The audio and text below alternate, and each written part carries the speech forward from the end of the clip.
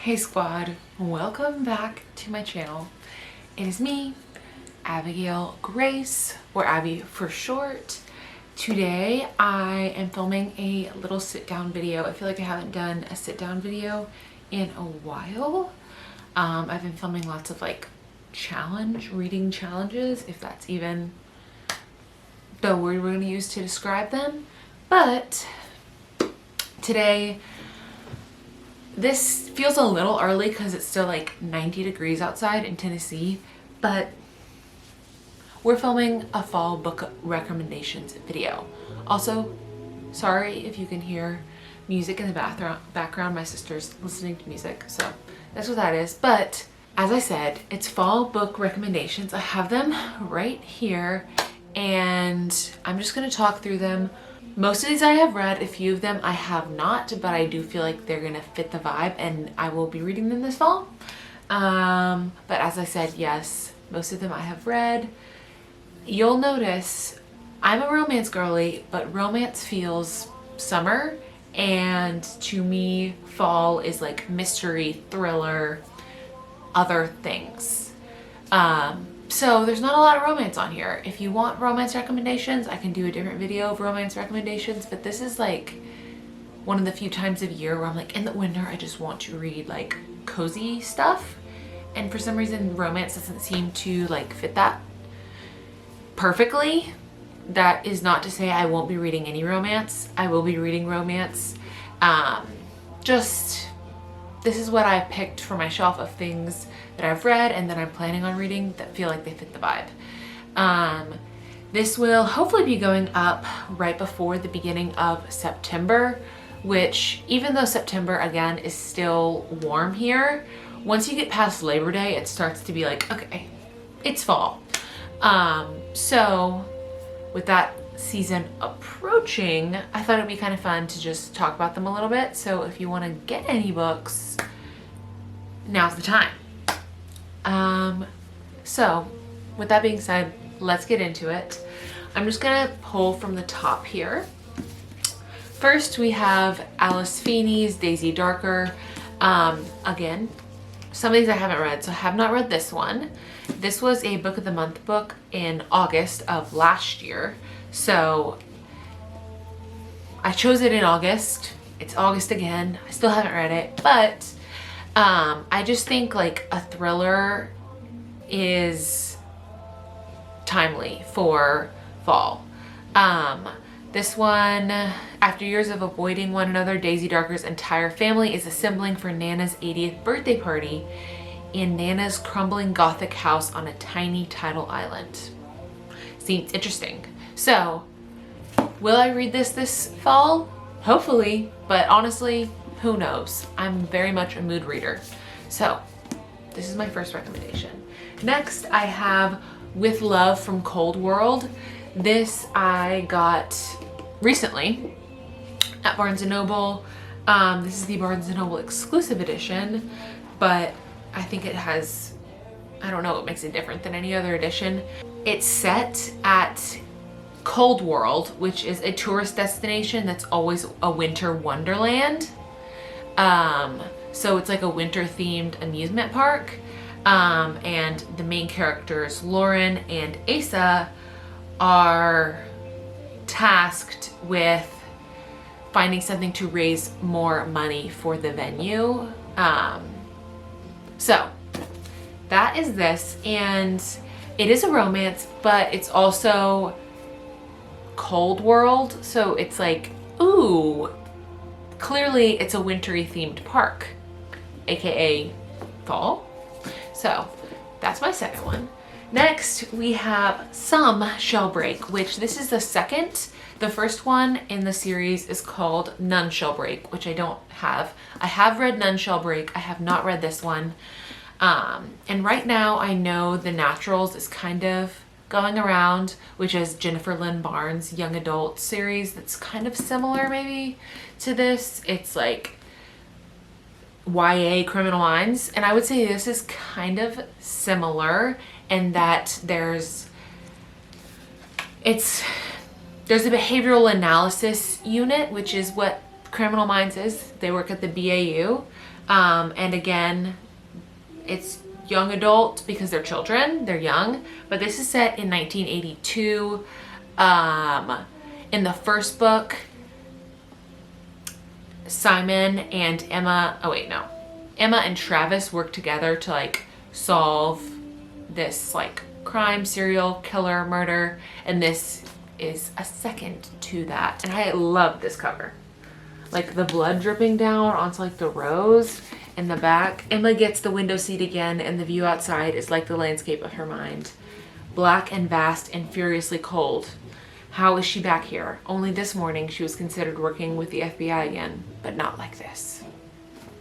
Interesting. So I'm excited about that. Like I said, I have read the first one, and this one is a newer release, so I'm excited for that. Now we're getting into all books that I have read. First we have Cersei by Madeline Miller. I really think anything like, to me, this is not really dark academia, but I feel like I belong in a dark academia book when I read this. I love mythology, Greek mythology. So this like retelling, I guess it's a retelling. Yeah. Telling of Cersei was really good and so just like fun and interesting. I love getting a different perspective on it and learning more about some of the characters that I read about in like Percy Jackson, which by the way, I am so excited for the new Percy Jackson book that's coming out. I think it comes out in December, and the show both come out in December, I think. The show I know comes out December 20th. You best believe I will be having a watch party for that. I'm so excited. But there's a new book, which if you didn't know, now you do. I'm very excited. I have it pre-ordered. So that is like such a thing for my childhood. So there's something about the nostalgia of that resonates with this. And I believe I gave it 4 stars when I read it, although I'd have to go back and check. It was a while ago. Next, we have Bringing Down the Duke, and this is in a series. It's the League of Incredible Women, I believe, is like the series. There's 3 out, and a 4th one comes out this fall, so I'll be reading the 4th one. But honestly, I brought this out mostly to say that I think historical romance is a fall time romance. I have read many a historical romance. I've read the Bridgerton books. I have a whole shelf with historical romance. And I do think all historical romance falls under fall time books. But especially this whole series is a great, I think, recommendation. It's very much Bridgerton, but like a feminist Bridgerton, which I love. I love like the kind of modern feminist take on the historical romance, because sometimes they can be anti-feminist. Not really, but like, just that's the time. It wasn't didn't have a lot of women empowered, and this series does. So I love that. And like I said, there's another one coming out this year, which I'm very excited about. Next, I just posted about Jenny Colgan on my bookstagram, which is always linked down below, so follow it if you are not. But I honestly think Jenny Colgan is a fall time author. Some of her books are like summer at the whatever, but I think you could read, let me look, Sunrise by the Sea, which is one of the books that I've read by her, in the fall, and the vibes, like her writing is just cozy, like cozy romance, but like the romance is like not, it's closed door, it's not spicy, and it's just very cozy, like I said. But this one specifically, The Bookshop on the Shore, this was my first Jenny Colgan book I read was Bookshop on the Corner. She writes several different books that are all set at bookshops. There's a Christmas one that I read that was called like The Christmas Bookshop. Again, very good. Like, if there's a book about a bookshop, I will read it. And I think that is fall, like put together is Bookshop. Very cute, and I highly recommend any of Jenny Colgan's books. Next, we have Begin Again by Emma Lord, and I'm calling this a fall YA rom-com. It's really a rom-com, I'm not calling it romance. Rec, because it's set during back to school. Like, she is a college student going to school for the first time, and back to school is fall, so therefore this is fall. And do not let this book dissuade you because I said it's YA rom-com. I bawled, and my friend who I recommend this to, and she read it as well, also bawled. It's 5 stars. Emma Lord writes amazing, and a lot of her other rom-com like YA books I highly recommend as well, but this one specifically for the fall time because it's like in a school setting. Back to school is fall, but basically, yeah, she's going back to school. The main character's name is Andy. She's going to a community college, and her goal is to do well enough there to transfer to the more competitive like state school. She finally transfers mid-year, and her boyfriend who she transferred for has transferred out. And there's a lot to dissect, but it's basically her learning that sometimes the best laid plans do not always work out. And sometimes your plans are rubble at your feet and you find what you're made of. And when Andy finds the power of her voice on the school's legendary pirate radio station, the same one her mom founded years before she passed away, Andy learns that the best laid plans are not necessarily the right ones. And this is so good. So if you read any of these books, I want to say read that one because it's top tier.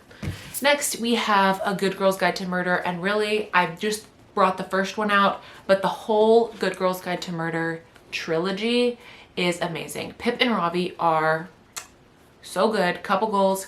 It's a YA mystery. So Pip is a high school student, and she is trying to solve a cold case murder that happened in her town years previously. So she starts a podcast where she is trying to solve this case. 10 out of 10. The whole series is amazing. And I honestly think the second one is better than this one. And honestly, this is me confessing, I read the first 100 pages of the third one and have not finished it. I'm not calling that a DNF. I'm paused right now. But hopefully I will be finishing it this fall because it is a very good series. Again, another series, I have Truly Devious. This is, I guess, a trilogy. The first 3 books all follow the same thing that they're trying to solve. And then the 4th one, which is The Box in the Woods, has all the same characters, but it's a different crime. So the first 3, Stevie Belle, she goes to this school, Ellingham Academy, where a wife and daughter were kidnapped, and the only clue was a mocking riddle listing methods of murder signed with the frightening pseudonym Truly Devious. So the Truly Devious, like kidnapping and subsequent murder, she is trying to solve, but they happened years and years ago. So Stevie goes to this school to try and solve the crime. The first 3 books follow her solving the Truly Devious case, and then, like I said, The Box in the Woods is a different case, but same characters. I have loved this whole series, and there is a new one out, which I have not read yet, because it's only out in hardback, and I really want the paperback. So I have pre-ordered the paperback, and once it comes in, I will read it. But these are a very good like YA mystery thing, which if I'm gonna read a mystery, I want it to be YA. Like sometimes an adult mystery is just too mysterious and too freaky for me. So I stick with the YA. Next we move to Louise Penny, Still Life. This is the Inspector Gamache series. This is the definition of cozy mystery. It's set in Canada in like a quaint little small town, and someone was murdered, and it's just like small town Scooby-Doo mystery. Like that is what this is. And there's a bunch of books that all follow this same detective in this same like town solving crimes. And I've only read the first one, but my mom is obsessed with the series and has all of them, so I trust I will be reading several of the other ones because my mom has them all. We're on to our final 2. we have If We Were Villains by M.L. Rio. This is a book that went pretty viral on TikTok, I feel like, where everyone was calling this a dark academia book. And honestly, I would agree to some extent. It is definitely very much like steeped in Shakespeare and English literature. So if that's something that you do not find interesting or confuses you, this will be difficult to get through. It is very academic, honestly, when it talks about some of those things, and it's set up like a play. Like, there's not chapters. It's like, I don't know if you can see that, like scene 5, and it's laid out like a Shakespeare play would be, which if you know anything about like the layouts of his plays, there's always 5 acts. So there's 5 acts in here. Anyway, it's a mystery. There's a murder and we're trying to solve it, but it's set in this very academic arts college, and it's basically a now then story. We're in the now and we go back and forth trying to figure out what happened. It's very good. And finally, I have Divine Rivals. And this is the only fantasy I am holding up right now, but this, I purposely moved my chair to sit in front of my fantasy and mystery shelf because these are the vibes that we want in fall. Divine Rivals is so good. 5 stars. I would say this is loosely a fantasy. The only like really magical thing is the typewriters that they use are connected by magic. And there's a war between the gods, like that's who's fighting, but we don't get a lot of like the magicalness or like a real taste for the fantasy. It just feels more like a historical like romance, which I honestly loved. So the main character, her name is Iris. She writes letters to her brother and then sends them under her wardrobe, but it turns out she's not actually sending them to her brother. They're connected via the magical typewriters to someone else. And this is the story of them like discovering their writing to each other, falling in love. It is, I would say, enemies to lovers, and there is so much like hope, love, but also like heartbreak, and I'm so excited for the next one when it comes out. I will be reading it. I have pre-ordered it. There are so many other books that I am excited to read and get into.